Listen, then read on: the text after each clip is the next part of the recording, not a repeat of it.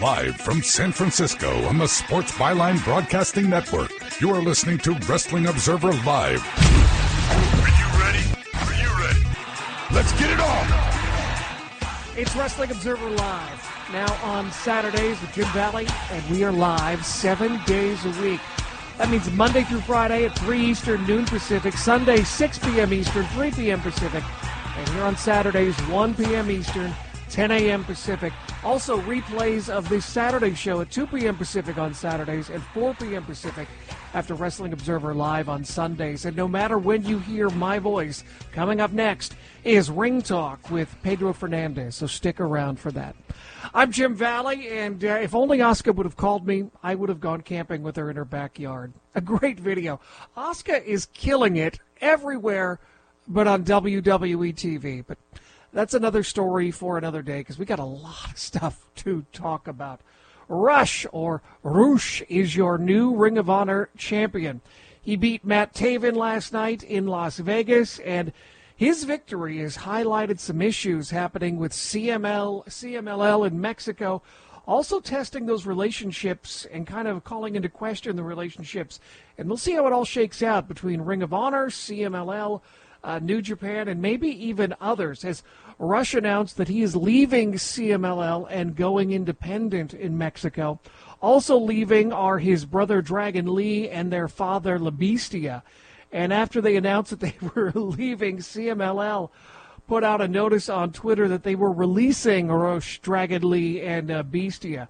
There's also a third brother who is the current Mystico, but he's staying with CMLL, which makes sense because the names Rush and Mystico and Dragon Lee are all trademarked of CMLL. So we'll see what happens there, and we will talk about all of that coming up. Also, the big news, CM Punk got a tryout with Fox for the new WWE Studio show, and Dave Meltzer reporting that things went very well. We'll talk about that and more, and you can talk about it as well at 1-800-878-PLAY, 1-800-878-7529, or tweet me at Jim Valley. Here on the Sports Byline Broadcasting Network, it's Wrestling Observer Live.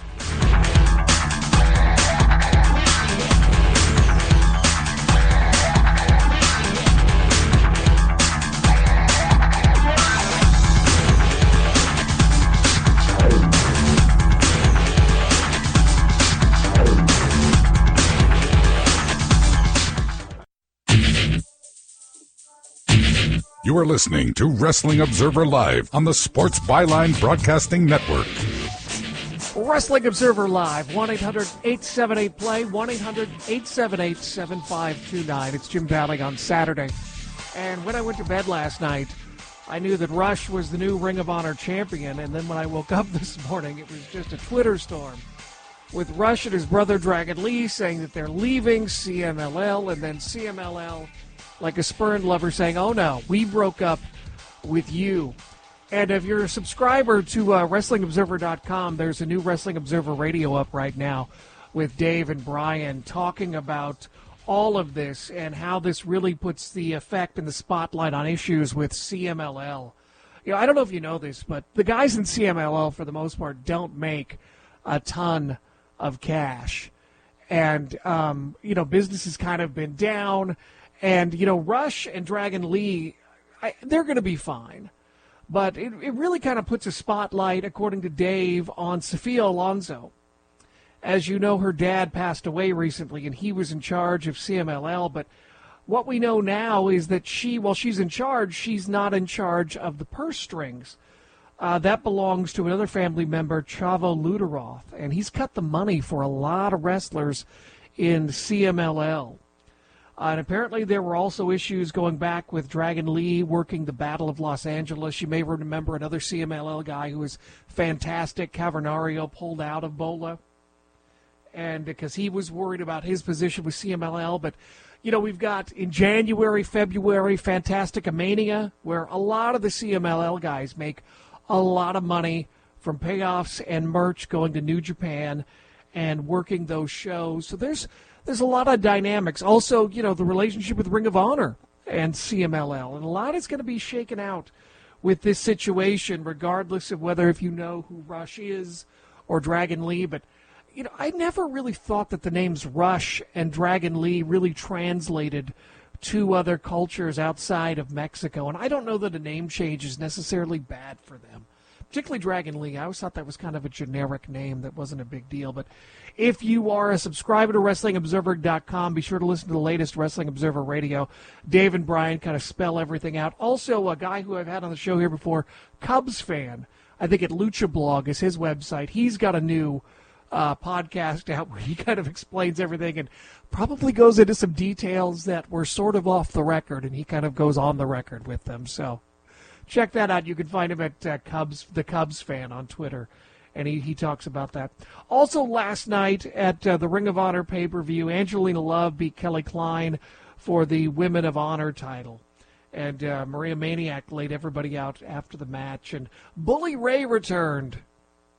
So there's that. Earlier this week I was on Wrestling Observer Live with Brian Alvarez, and we talked to Ring of Honor COO Joe Koff, and I asked him about Ring of Honor's place and identity in this very competitive marketplace. And even after last night's pay-per-view, I just don't see Ring of Honor having an identity as a primary promotion in wrestling fans' eyes. We'll see where this is going, and who knows, maybe the fact that they're owned by such a huge conglomerate like Sinclair helps, and that'll help them sustain in this wrestling war. But I'm not convinced that Ring of Honor has the formula to go forward, and maybe they're still searching.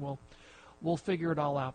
We'll also talk about CM Punk, but first let's go to Ryan. He called in at 1-800-878-PLAY. Ryan, what's on your mind? I have a question. It's about the Pro Wrestling Hall of Fame, not the Wrestling Observer Hall of Fame, but I guess there's like one in Texas that used to be in New York, and supposedly Rick Martel and Mr. Perfect are in there. But my question is, have you ever visited that Hall of Fame, and what's the criteria to get in that Hall of Fame? Like, does it work like the Observer, where like experts vote on it? I don't think so. I think Johnny Mantell runs it. I'm actually going to go this fall to it in Wichita Falls, Texas. It was really funny. A few months ago, my wife and I were out having dinner. We ran into a friend of ours who's not even a wrestling fan, and he's older. He must be probably in his early 70s, maybe late 60s, and he hasn't watched wrestling in a million years. He remembers Dory Funk Jr. as NWA champion, which was 50 years ago, and he spent, he said, 3 hours at this Hall of Fame. And I think that some of it is a Hall of Fame, and then other things you can just donate. There are people, there are indie posters there, and some other people who didn't necessarily have Hall of Fame careers who have memorabilia there. So I think there's sort of like two levels of this Hall of Fame where they do induct people and they do a ceremony. But then as far as the things on display are not necessarily from people who are in the Hall of Fame. And to verify, is that the John Mantell from the Global Wrestling Federation that used to do that? That is the Johnny Mantell. Correct. That is Johnny Mantell. All right. Okay. Thanks for taking the call, Jim. You bet. Hey, when I go there, I think we're going over Christmas, so in December. So if I'm still doing this show, I'll be sure to talk about it and post up pictures at my Twitter at Jim Valley. The number is 1-800-878-PLAY, 1-800-878-7529. But even with all the machinations with Ring of Honor and Rush and Dragon Lee and all these things they're going to be shaking out with all of these promotions, I think the thing that's got everybody talking is CM Punk. And it's genius. I don't know if WWE or Fox, Fox is the one who's doing the hiring. And according to Dave Meltzer, CM Punk got a tryout with Fox for the new studio show. And, it's up to WWE, even though Fox does the hiring. WWE can put the kibosh on it if it wants to. But I think that would be foolish. There's been so much talk and so much momentum about AEW and how AEW is going to be this savior for wrestling. And make no mistake, there are a lot of frustrated wrestling fans out there. And at times I'm one of them. We're frustrated with glass ceilings. We're frustrated with storylines that go nowhere. We're frustrated with start and stop pushes. People are thirsty for a consistent action-based product. They're tired of Vince's stupid comedy and the flatulent jokes, among other things. But for this week and all the things that are happening, if CM Punk gets hired to do this, it's a brilliant coup. To get people talking, not necessarily about AEW in the week when people are going to be talking the most about AEW. And if it happens, I think it's brilliant. And as far as CM Punk goes, I don't know what's in that guy's head. I can't tell you, but if CM Punk is playing chess, it's a brilliant game. Brian brought it up on the Wrestling Observer Live yesterday, and I was thinking about this too. If you look back at the video games, the 2K video games, with Sting and Goldberg and others, Kurt Angle, who were involved in the video game, and then they went back into the fold, there was a fan demand, particularly for Sting. And if CM Punk, just by virtue of him being on television and being on a WWE programming, there will be a demand for him to wrestle. And I think that the fact that he's got this platform, assuming he gets it, I think that really helps his bargaining, even though AEW has now said, yeah, we're not interested in CM Punk. In theory, that would take away CM Punk's leverage. And who knows, maybe he won't get the Fox job, or maybe WWE will put the kibosh on it. But if he gets on this platform, his dream, I think, of main eventing a WrestleMania as far as being the last match, he might be closer than ever to it. And it's brilliant chess. CM Punk, man. Sometimes in life, if you want something too much, you don't get it. And then when you turn your back on it and you create that demand, it wants you. And CM Punk is, what a genius. 1-800-878-PLAY. 1-800-878-7529. What do you think about CM Punk coming back? Do you want him back? Or, as I asked yesterday on Wrestling Observer Live, does this make CM Punk a sellout and go against his rebel image and make you like him less? Your thoughts on that? Wrestling Observer Live here on Saturday, 1-800-878-PLAY. 1-800-878-7529, or you can tweet me at Jim Valley as we are live here on Saturdays on the Sports Byline Broadcasting Network.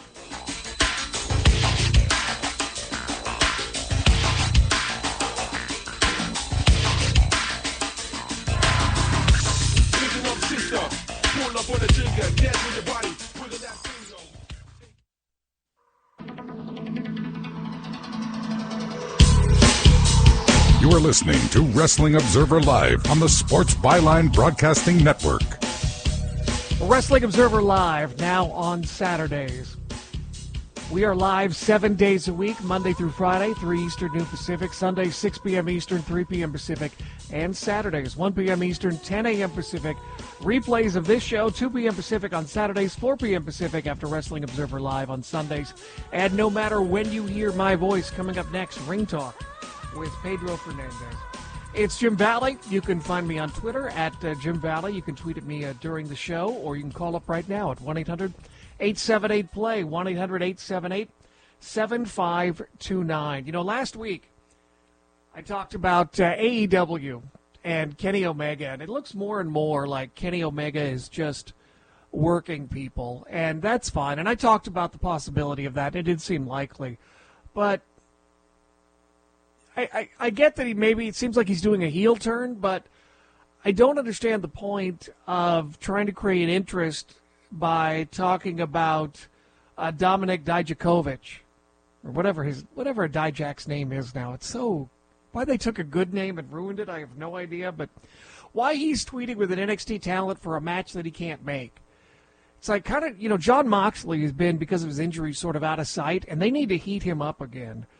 And I don't know that what Kenny Omega was doing is going to help. But when I talked about that they need more PR presence, sure enough, my point was proven, because that was all over social media this week. And Cody even tweeted about it. And we even saw that with Nyla Rose.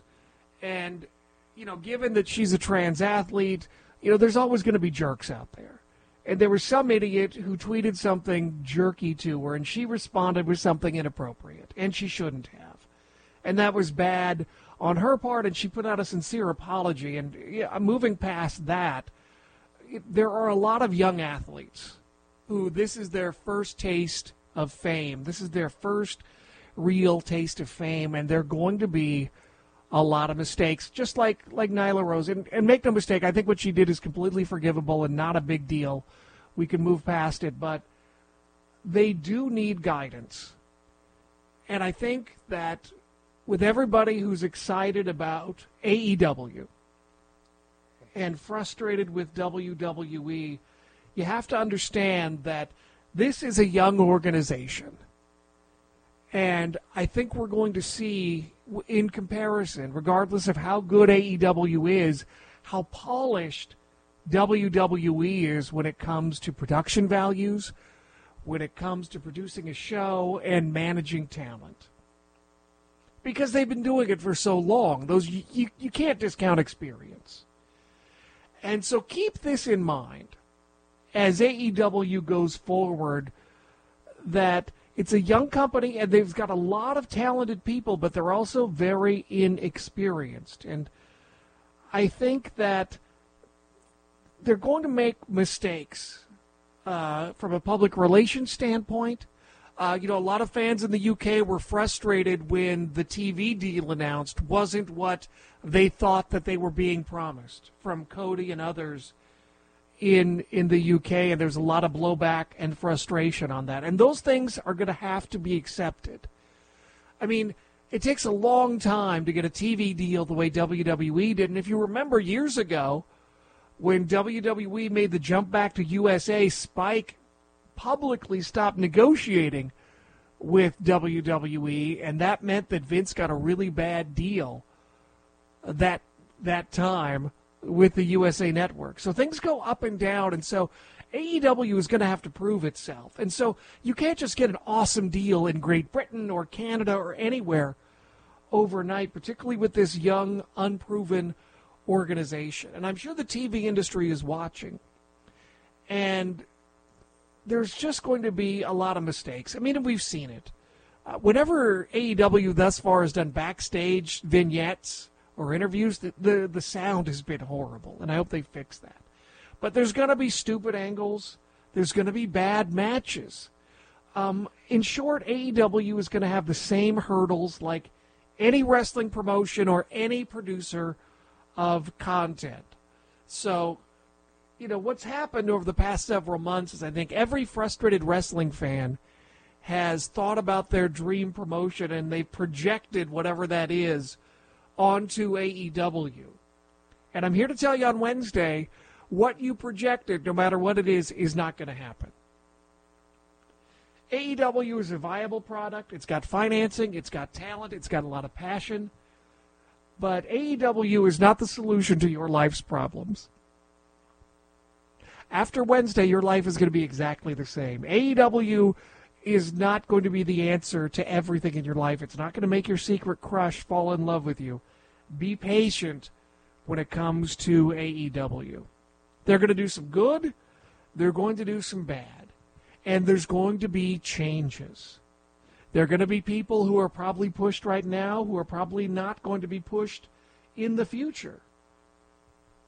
There are people who are going to impress, and we're going to see more of. And there are going to be people, quite honestly, who are going to play politics. Because at the end of the day, wrestling is a job. And it's a workplace. And just like you go to work, and maybe you get rewarded for what you do at your job, but you've probably been in situations where some suck-up, they got rewarded. Where you're doing better work, but you're not being rewarded. And wrestling is just like that. Why? Because at the end of the day, it's a job. So keep in mind that AEW may be a great product. It may be a bad product. It may be even worse, a mediocre product. But it still is playing catch-up ball with the well-oiled machine that is WWE. And, WWE is rolling out new sets. WWE is rolling out new announcers, and they're even bringing back pyro. And so they are really going to step up the game when it comes to production, and they have so much more experience and so much more capital that, as talented as everybody is in AEW and as passionate as they are, these people will be motivated, and they will do a great job at many things. WWE is a juggernaut with decades of experience and decades of production that's going to be really hard to overcome. So be patient when AEW does not fulfill all of your wrestling fantasies.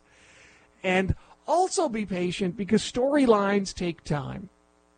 Right now they're doing one with Kenny Omega where apparently Kenny Omega is lacking confidence and turning heel or whatever he's doing. Let these stories play out. You know, there are people tweeting about how AEW is the most criticized wrestling promotion ever, and it's been under the microscope for every move it's ever made.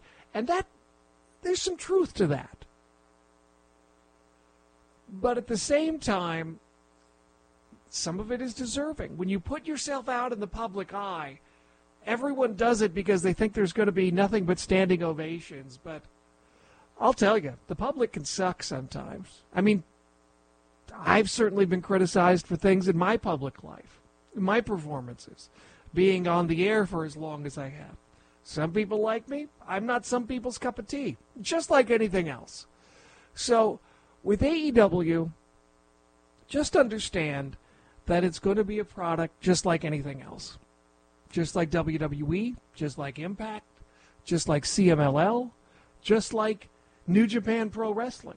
New Japan has had growing pains, where at times it's been super hot, at times it's been cold, at times they've drawn well, and at times they haven't. But I think what AEW has for it, it's got a lot of young, hungry talent who, while they are young and inexperienced, they do want to prove themselves. Cody, I think, wants to prove himself. And I wouldn't be surprised that even with the Young Bucks and Kenny Omega and Chris Jericho and Jon Moxley, that the guy who becomes the biggest star in AEW is Cody. I think that he's found a formula for his matches that elicit passion. I think he's touched a nerve with fans where people see him, whether it's right or wrong, as the guy who has brought this alternative product to the masses. And they see him as a leader, or maybe even the leader. And I don't know that he's going to beat Chris Jericho right away for the AEW title. I don't know that he should. But I'll bet you at some point he's going to get a long and prosperous and very successful reign, and he probably should. My money, even though he doesn't do flips and he doesn't do V-triggers or one-winged angels or topes or tope con hilos, I think Cody's found a way to elicit emotion in matches without taking a lot of these risks.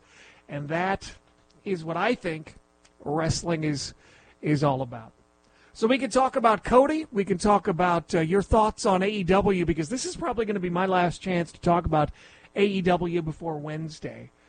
So if you want to talk to me about it, we can. Maybe your last time to preview it. I don't know how many calls Brian is going to take next week. So this is your opportunity to do that at 1-800-878-PLAY, 1-800-878-7529. And we can talk about AEW, we can talk about CMLL, we can talk about Rush, Dragon Lee, CM Punk, the move to Fox, or what a terrible name Rio Madden is. Rio Madden, that name is the new Doc Hendricks. I think that guy's really talented. I think he's going to be great, but that name, just brutal. Tweet me right now at Jim Valley, or you can call up 1-800-878-PLAY, 1-800-878-7529. Wrestling Observer Live on Saturdays here on the Sports Byline Broadcasting Network.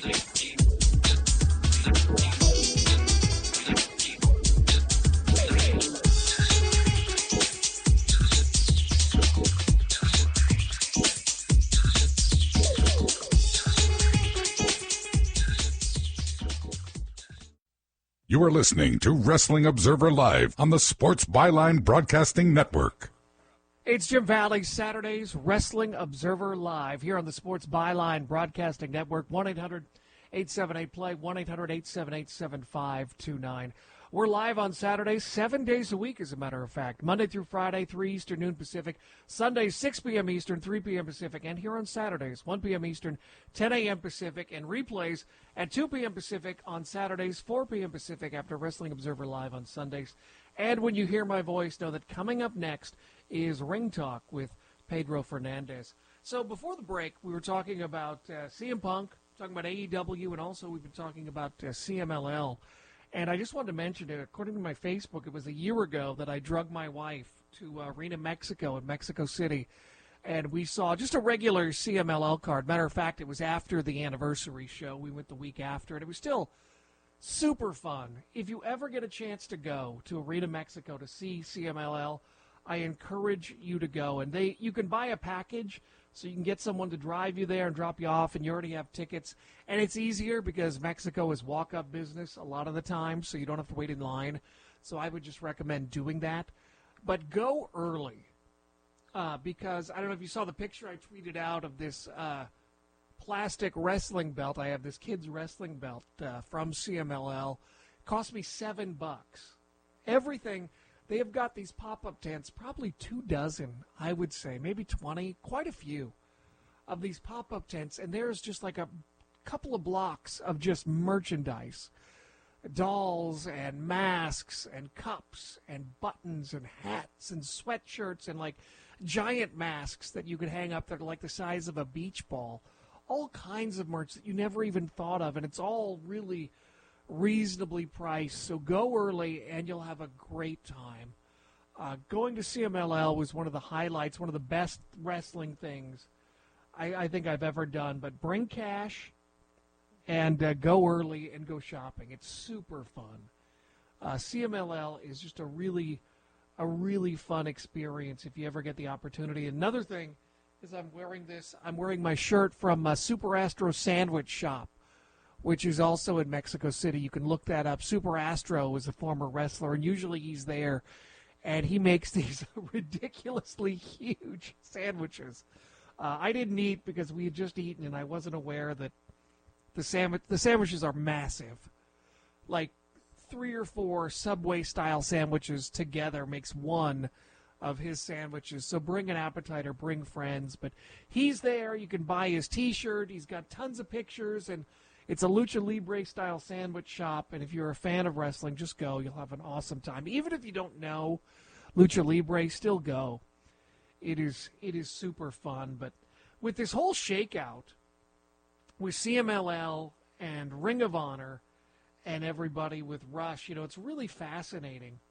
As far as, according to Cubs fan, I guess Ring of Honor has not been happy with CMLL, because CMLL has trouble with its streaming. They had a problem with that as far as, was it a free show? What was going on? And there's been problems. And apparently, it seems like, Ring of Honor feels that Rush is more important to Ring of Honor than their current working agreement is with CMLL. And, with New Japan, I didn't know there were issues. But with Shota Umino and Ren Narita going out on their excursions, and neither of them went to Mexico, I thought it was odd. I figured it was no big deal, but clearly there's something there. There's something going on. But, CMLL owns all of its buildings, and chances are they're going to be fine. They may not be as popular, and profit margins will be lower, and the wrestlers will probably make less. But CMLL has got enough infrastructure that it's probably going to survive. It just, won't be at the forefront of fans' minds and probably won't be as popular unless it makes some changes. But losing Rush, I think, is a big deal, losing Dragon Lee. And as far as Rush's name, maybe he could use like a variation of his real name. He's such a good-looking guy and such a charismatic guy. He needs something that goes across all cultures if he's going to be this global superstar. And I don't know that, Rush, he's known by that name, but I don't know that it grabs people. It's like, is he a band? Is he a right-wing AM talk show stalwart? Does he hurry around a lot?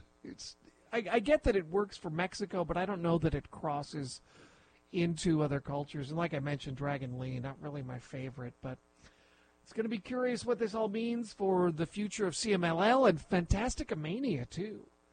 That's always a nice little buffer between Wrestle Kingdom season and, doing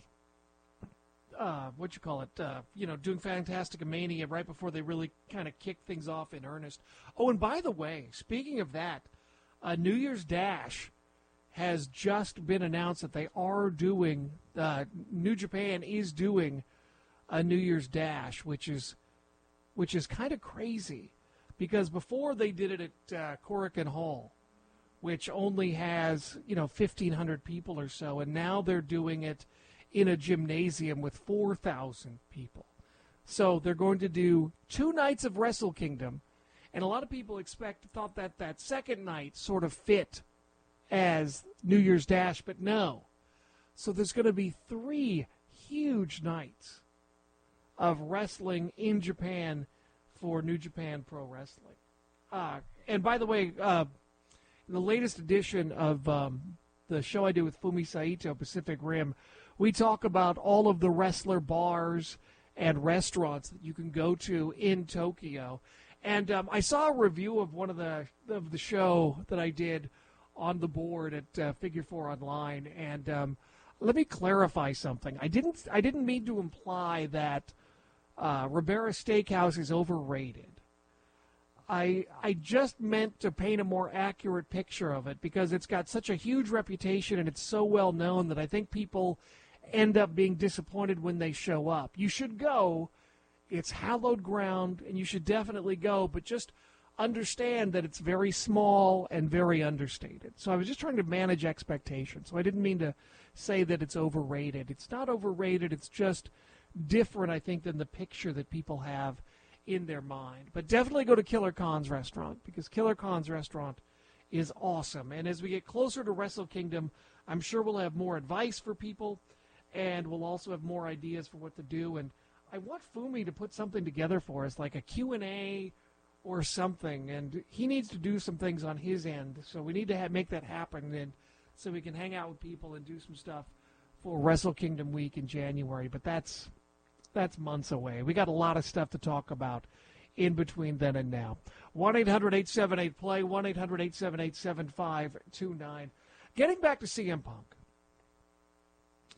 And I talked about this yesterday on Brian's show, and I still think this more than ever now. This week is going to be such an incredible week for wrestling fans, with all of these packed shows and all of these people coming back, and the first ever AEW, which is going to be loaded and probably have some surprises and some angles and some cool stuff. Same thing with NXT and SmackDown on Fox. That's going to be incredible. Shane McMahon and Kevin Owens in their ladder match. Kofi and Brock. We're going to need a cigarette after this week as wrestling fans, to put it in a metaphor. But after this week is done, what's next? You can build to the week after and maybe the week after, but after a while, it's all going to settle down. And it's an embarrassment of riches, but after a while, we're going to be jaded about everything, even more than we are now as wrestling fans. And I think that's the smart play for CM Punk, because WWE or somebody's going to need a boost in the arm, and I think that boost can be Punk. And again, I think that he draws eyes to this studio show, assuming he gets the studio show, he gets hired. Renee Young is an excellent host. Booker T is Booker T. And, I did want to say this about Booker T. If you listen to Booker T's podcast, or you listen to Booker T speak, Booker T, he had an amazing career. He's a super smart guy. And WWE, when they do the pregame shows, all of the hosts are told, you can't give away the storyline, so they've always got to pick, somebody, Jinder Mahal to win the Royal Rumble, because that's what WWE wants them to do. And I really hope that with Fox producing this studio show, that Booker T can just be Booker T, because he's a super smart, super cool guy, and I hope he gets to be himself as opposed to this character that's told to, make the wrong picks and make the wrong choices. Same thing with Renee Young. They always, I think that Shane McMahon is going to, stick to ground wrestling. They've got to make all these stupid predictions so that when the real things that we all know as fans are going to happen, that it's supposed to be a surprise. And I really hope that with Fox producing it, they can just do a regular show, because if they don't do like a regular show, I think it's going to be missed television, shows that you could miss.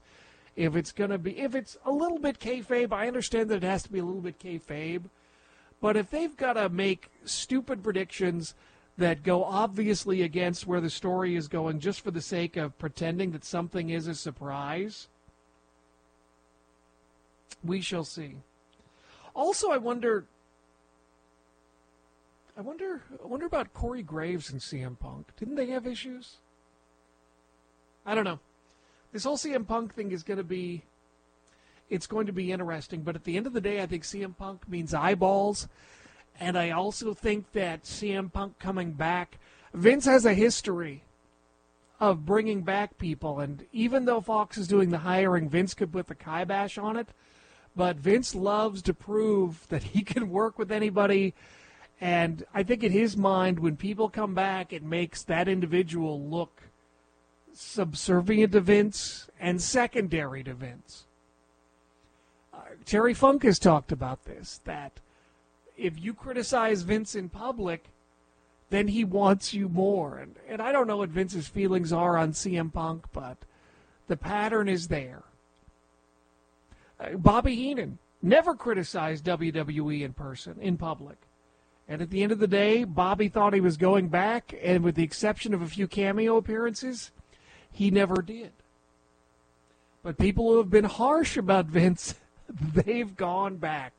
Goldberg is a prime example of somebody who is openly critical, really harsh about Vince. I remember one time years ago when I was working in radio here in Seattle, Goldberg was promoting The Longest Yard, and I got to do a one-on-one interview with him, and I mentioned to him that I had been to Connecticut and done an audition for them as an announcer, and he goes, "Well, I'm glad you didn't get it because it's a terrible place." And he's been really blunt about that. And he and Vince have been able to put aside their differences for the sake of business. And if Vince has issues with CM Punk, or CM Punk has issues with Triple H, or anybody, will they put it aside for the sake of business? And if CM Punk goes back, will it make WWE look bigger? And will it make AEW look smaller by comparison? That's another thing. I mean, it's a brilliant play. Because here it is, one of the most historic weeks in wrestling. All these new shows, a move to Fox, wrestling back on TNT for the first time in 20 years, nearly 20 years. And we're talking about CM Punk.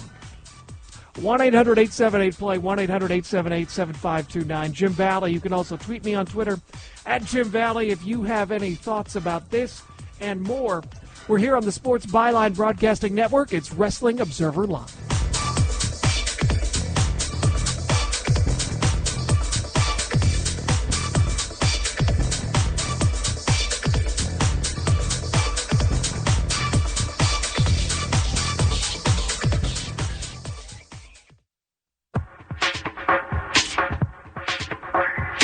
You are listening to Wrestling Observer Live on the Sports Byline Broadcasting Network. It's Jim Valley, Wrestling Observer Live. A couple of news notes. Conrad Thompson has done it again. His new announcement for StarCast, RoboCop. Yes, Sting and RoboCop. You can pay to get your picture with Sting. He's going to be wearing his red, white, and blue and have the WCW title. And I don't know if it's a guy in a costume. Is Peter Weller still alive? I don't know that it's him. Maybe it's. I want it to be the guy from the pay-per-view, which I don't think was Peter Weller. But either way, someone in a RoboCop costume and Sting, you could pay to get your picture taken. Also announced, WWE returning to Saudi Arabia on Halloween for another Crown Jewel show. Hulk Hogan, Ric Flair, I think, are announced for that. Edge also stepping back from his podcast with Christian. This has led to some rampant speculation, and I'm not saying this, but some people have speculated because they see him all jacked on Twitter that Maybe this means something, but I don't know that. I'm just saying people have talked about it. I'm not reporting that. I'm just saying there's people talking about it. That's all. And some good news from Lance Anoa'i, the son of Samu. He tweeted he's got tears of joy. He's got a picture of his dad, Samu, in his hospital bed, a successful liver transplant for one half of the Samoan SWAT team and the head shrinkers. And by the way, they've got probably like a GoFundMe website set up. It's called helpsamu.com. So that's great news that Samu is back and doing better than ever. So listen, they pay me to come on here and analyze wrestling. Brian does it, Meltzer does it, so many other people do it. It's going to be an historic week. And even if AEW is embarrassing or the Fox show isn't your cup of tea or things are terrible on Raw, sit back and enjoy it. This is a historical week. Be a wrestling fan for a little while, mark out, and find something to enjoy, because I'll tell you what, who knows if we're ever going to get a week like this ever again, and who knows how long it's going to last. So give yourself permission. Go be a mark, at least for a little time this week, because there is a lot of content to watch. So enjoy it and gorge yourself. I'm Jim Valley, Sports Byline Broadcasting Network. This is Wrestling Observer Live.